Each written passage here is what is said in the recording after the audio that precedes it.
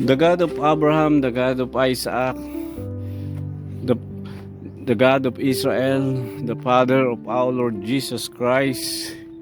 Lord, we humbly bow before thy presence here at Coron Island with my wife and my team. Panginoon, we lifted up to you ang ministry that you have entrusted to us, Panginoon.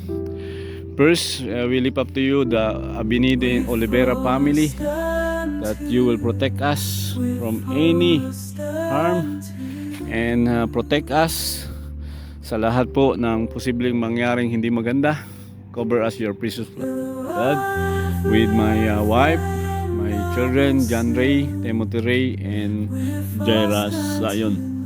Lord, we lift up to you the ministry that you have entrusted to us. Hashtag one Bible win one soul. Our faith goal next year, Lord, is 7,000 Bible 2023. Wala po kami, Panginoon, financial, but we have a faith goal that the 7,000 people will be receiving Bible through your resources, Lord. May papadala po sa amin. Tinatas din po namin, Panginoon, yung faith goal namin ng ELS Training Center renovation. Lord, I don't have fund, but we are believing in you that this training center for out-of-school youth and adult will be a great ministry, because it is an evangelism arms to reach out more souls for you, O Lord. Tinatas po namin ang lahat ng estudyante mag-i-enroll, Father God.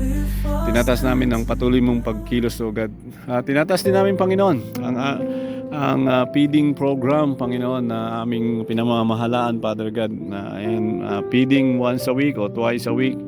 Ganon din po ang baon assistant, scholarship grant sa kanila. We pray, Father God, na ikaw po ang patuloy na mag-provide ng provision. Ganon din po yung aming mga iba pang mga project, Panginoon, program. Dalangin po namin, Lord, samahan mo po kami sa pangangailangan ito. We don't have financial provision, but we entrust to you everything, Father God, that you will touch people, you will impress people to finance the end time harvest of soul. Kaya po sa oras na ito, Panginoon, tinataas namin ikaw ang Diyos na hindi magpapabaya sa pangako mo sa amin, Panginoon. Sasamahan mo kami at bibigyan mo kami ng katagumpayan sa buhay, especially in serving you, Lord, faithfully. Father God, help us to be faithful. Help us to be transparent sa aming ginagawa. Help us to be authentic sa aming ginagawa in the ministry with my wife and my children and my team, Father God. Hiniling ko na ikaw ang gagabay, O God. Umaasa kami, nasasamahan mo kami sa taong 2023 and beyond the ministry.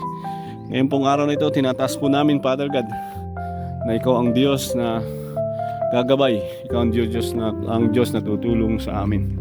Kaya sa oras na ito, Panginoon, kami po ay nagtitiwala sa kapangyarihan ng Blessed Holy Spirit na siyang tutulong sa amin, Panginoon. Lord, gabayan mo po kami at tulungan kami. Ito po yung aming hinihiling sa tanging pangalan ng Panginoon Jesus. Amen. Amen.